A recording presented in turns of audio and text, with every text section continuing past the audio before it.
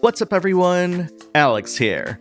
June felt like a long month, and not just because it was my birthday month, but because of all the big releases that I'm sure many of you are still playing today. We're talking about the release of Street Fighter, a brand new Final Fantasy, a brand new Diablo, and a brand new game from the guys who made Danganronpa. And it's because of these big releases that I feel like we need a break. And what better way to have that break than to have fewer RPG releases in July. That being said, there are games that I want to highlight that people have been looking forward to, and I want to share those games with you right now.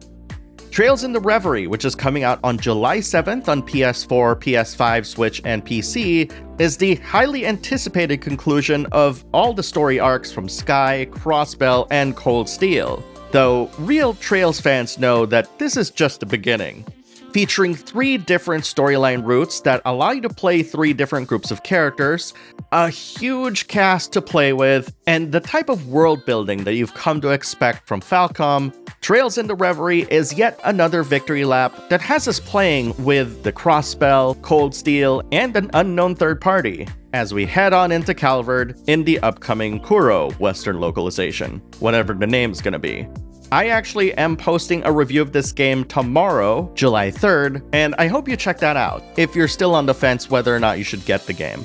Just as a little preview of my review, I really like what I played of Trails in the Reverie, even though it feels like a lot of the things that I was doing in it were quite similar to what was going on in Cold Steel 4, because obviously it has to lead into Calvard a lot more. But having an excuse to play with my beloved cast of characters from Crossbell and Class 7, I think that's a good enough excuse to play the game. On July 13th, the Atelier Remake is coming out on PS4, PS5, Switch, and PC. And unlike modern Atelier games, Atelier Marie actually feels more like a simulation game of sorts rather than a traditional RPG. The Atelier Marie Remake features a brand new 3D art style that really separates itself from the modern Atelier games, making it feel old school, but with a dash of modernity in it. And because it feels more streamlined than other Atelier games, it's actually a more compact experience. I did find that shift quite fascinating, given how the scope is so much different than modern Atelier games, making me appreciate it in a different way than games like Sophie or Ryza.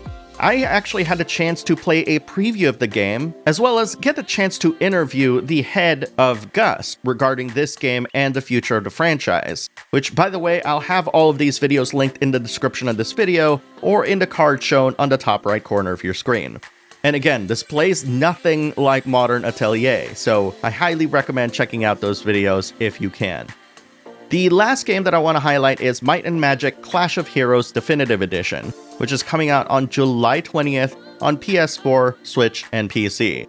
This is a definitive edition of the game that was released on the DS and subsequent platforms later on. The art style for the character portraits have been updated to really help marry the art style of the battles and the story itself. This one change actually made me really like what I played. This is an RPG that combines match 3 gameplay with elements of tactical RPGs and deck builders, and if you thought that that was a very unlikely mix of things to blend in an RPG, I thought so too until I actually played it. I had never played Clash of Heroes before my preview, but when I did play it, it was so addicting because there was a lot of strategy involved, and my experience was actually enhanced by many of the quality of life features that were specifically implemented for the definitive edition. So if this sounds like your jam, I highly recommend checking it out. And here are the rest of the games coming out in July. Mordhau, the console release of the popular multiplayer medieval fighting game, is coming out on July 12th on PlayStation and Xbox platforms. Exoprimal, a futuristic multiplayer co-op shooter where you defend a planet against dinosaurs appearing out of thin air, is coming out on July 14th on PlayStation and Xbox platforms and PC. Jagged Alliance 3, the sequel to the popular PC tactical RPG, is coming out on July 14th on PC. Lisa Definitive Edition, a story-driven RPG collection that contains both Lisa the Painful and its sequel Lisa the Joyful, is coming out on July 18th on all modern platforms. Punch Club 2 Fast Forward, the sequel to one of the most addicting management sims of the past decade, is coming out on July 20th on all modern platforms. Sea of Thieves: The Legend of Monkey Island, an expansion featuring an all-original story featuring the characters of the Monkey Island series, is coming out on July 20th on Xbox platforms and PC. The Tekken 8 closed network test, which will feature 16 playable characters, ranked matches, and 5 stages, will go live on July 21st for the first week and July 29th for its second week on PlayStation 5, Series X and S, and PC. Pikmin 4, the highly anticipated follow-up to Nintendo's popular real-time strategy game, is coming out on July 21st only on the Nintendo Switch. Remnant 2, the sequel to the popular co-op shooter, is coming out on July 25th on PS5, Series X and S, and PC. Ratchet and Clank Rift Apart, the PC port of the popular PlayStation platformer, is coming out on July 26th. Double Dragon Gaiden: Rise of the Dragons, a co-op beat-em-up origin story featuring Double Dragon's Billy and Jimmy Lee and more, is coming out on July 27th on all modern platforms. Disney's Illusion Island, a cute multiplayer platformer featuring Mickey Mouse and friends, is coming out on July 28th on the Nintendo Switch.